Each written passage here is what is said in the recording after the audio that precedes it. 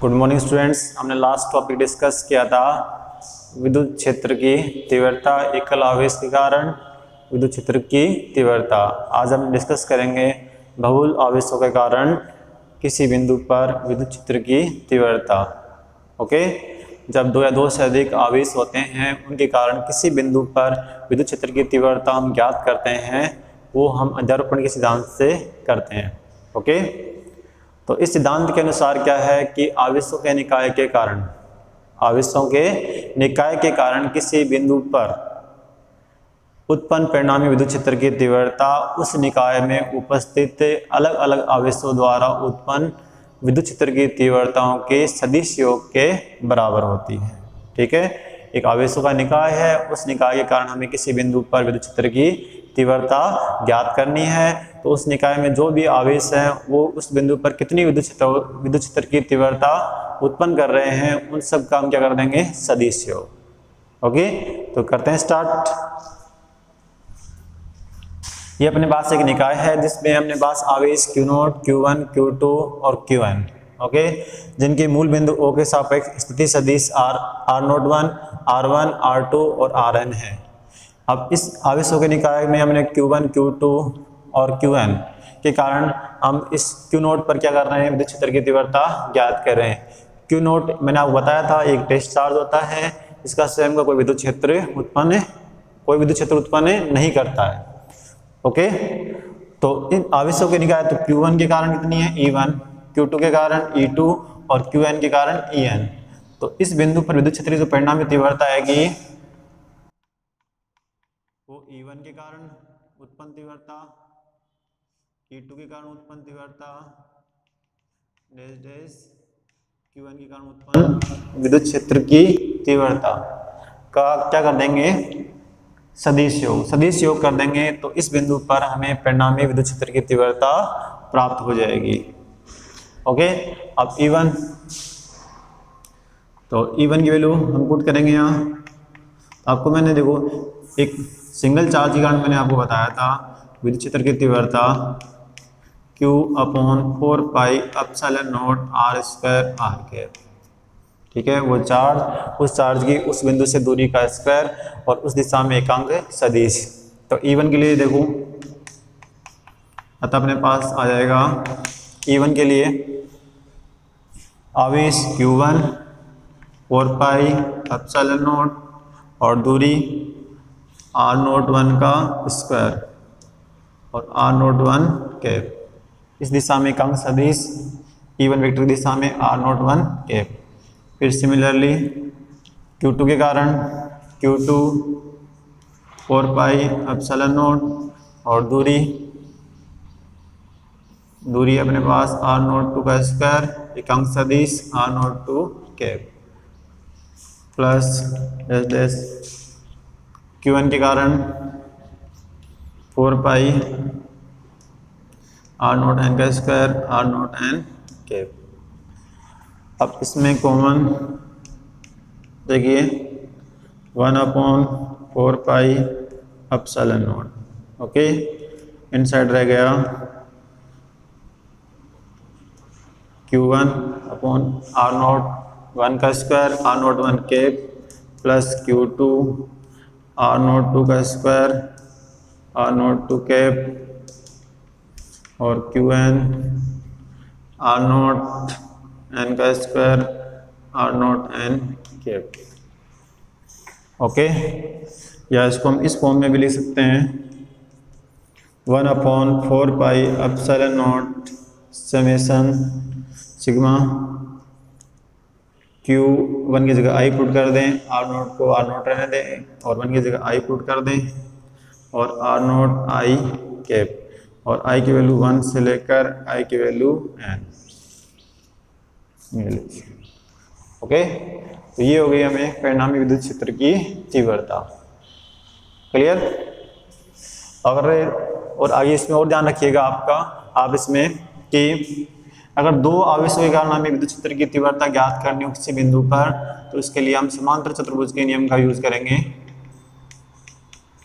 दो आवेशों के लिए, जैसे दो आवेश हैं, एक के कारण E1 और दूसरे के कारण E2,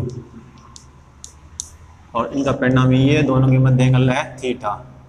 तो इस कंडीशन में हम समांतर चतुर्भुज के नियम से करेंगे इसको सोल्व, और इसका परिमाण आ जाएगा E1 E2 2 E1 E2 cos theta का आ जाएगा अंडर रूट। ओके, तो ये था अपना आवेशों के निकाय के कारण किसी बिंदु पर परिणामी विद्युत क्षेत्र की तीव्रता। क्लियर। विद्युत क्षेत्र की तीव्रता जब भी हम ज्ञात करेंगे ना, तो आपको ध्यान रखना है कि एक सदिश राशि है, तो इसका में परिमाण और दिशा दोनों का ध्यान रखना आवश्यक है। ठीक है। और जब परिमाण लेते हो तो उसमें हमने आवेश को बिना चिन्ह के रखना है, उस पर कोई चिन्ह नहीं लगाना है। और जब सदिश रूप में लिखोगे तो उस कंडीशन में आवेश को हमें चिन्ह सहित लिखना है। ओके। तो अब तक हमने विद्युत क्षेत्र की तीव्रता, एकल आवेश के कारण विद्युत क्षेत्र की तीव्रता और बहुल आवेशों के कारण विद्युत क्षेत्र की तीव्रता का अध्ययन कर लिया। अब इन पर बेस्ड न्यूमेरिकल हम करते हैं। इसमें फर्स्ट न्यूमेरिकल है, एक 5 × 10⁻⁴ कूलम आवेश पर 2.25 न्यूटन बल कार्यरत है। उस बिंदु पर विद्युत क्षेत्र की तीव्रता क्या होगी। देखो क्या दिया हुआ हमें, दिया गया है आवेश Q 5 × 10⁻⁴ कूलम, इस पर बल आरोपित हो रहा है। ओके, तो विद्युत क्षेत्र की तीव्रता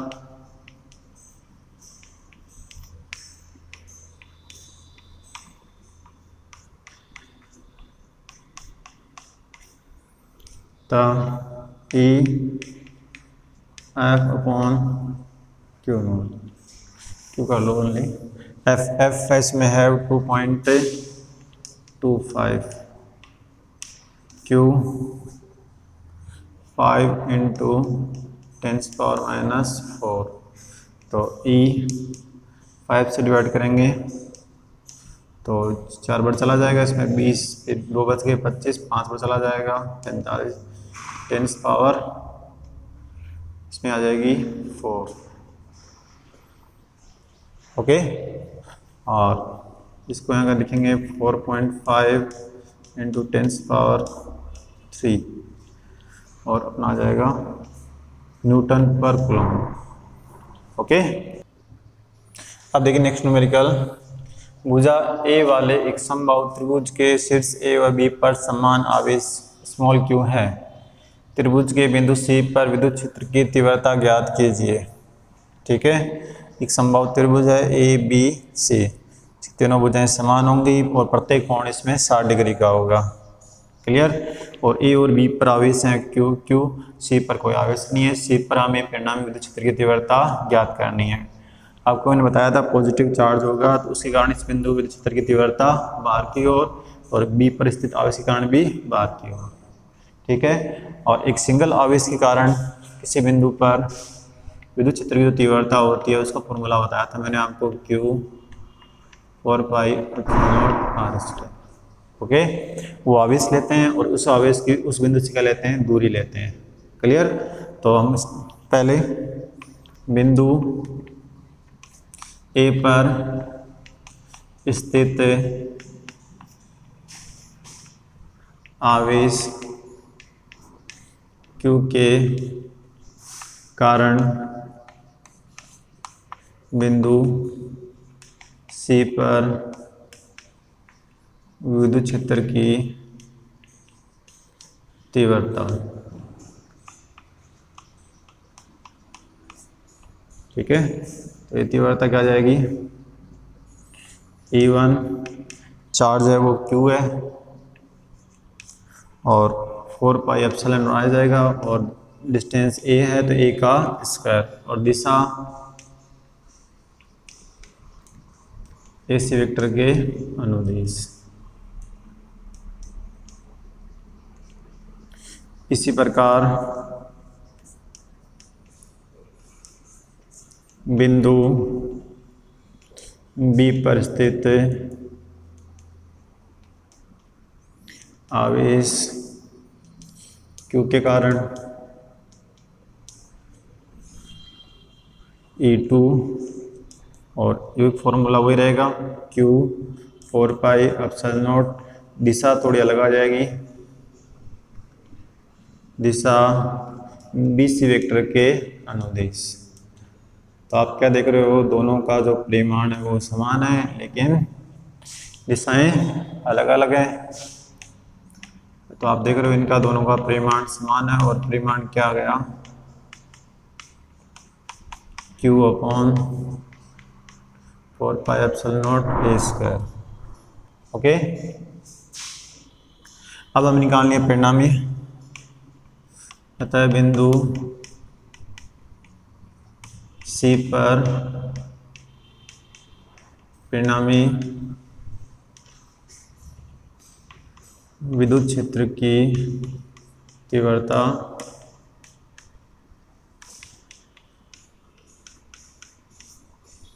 तो E vector equal to E1 vector plus E2 vector.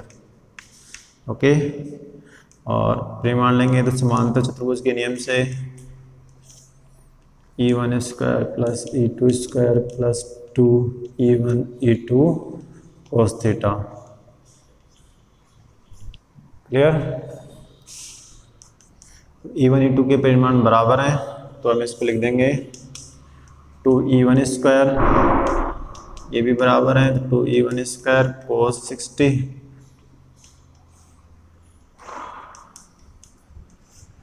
2E1 square plus 2E1 square cos 60 की वैल्यू 1/2, 2 से 2 कैंसिल, आ जाएगा 3E1 स्क्वायर, या इसका जो अपना आंसर आ जाएगा वो √3E1, और E1 की वैल्यू अपने को पता ही है तो आंसर आ जाएगा √3Q 4 pi epsilon naught a square.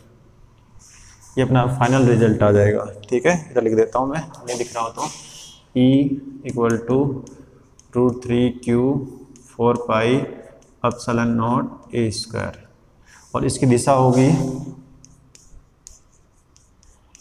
भुजा AB के लंबवत ऊपर की ओर।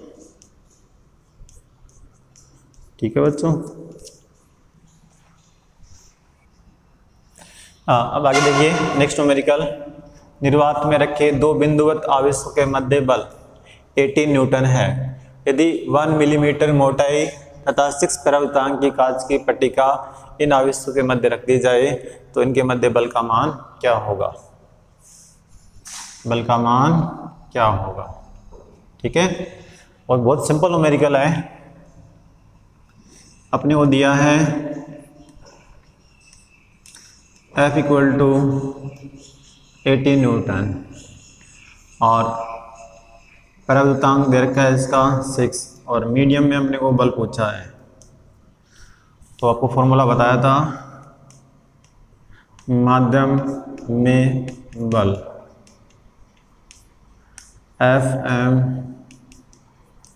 अपॉन, तो F की वैल्यू 18, एप्सिलॉन R की 6, तो अपना आंसर आ जाएगा 3 न्यूटन। ओके, बोर्ड में पूछा हुआ न्यूमेरिकल है, बहुत आसान न्यूमेरिकल है। क्लियर?